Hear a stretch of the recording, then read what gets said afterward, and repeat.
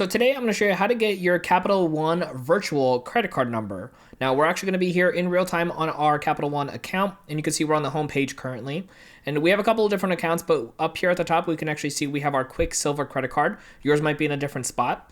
Now we actually do see right over here that says get your virtual card. It might not always show up here, and if it does, you can easily click on this section. But I do want to show you what it looks like in case it's not showing up in here to find your virtual card. So we're going to click in where it says Quicksilver to go into the next page. And here we're going to be on the home page of our Quicksilver account, and we just want to scroll down just a little bit past our actual transactions, and here you're going to see where it says virtual card.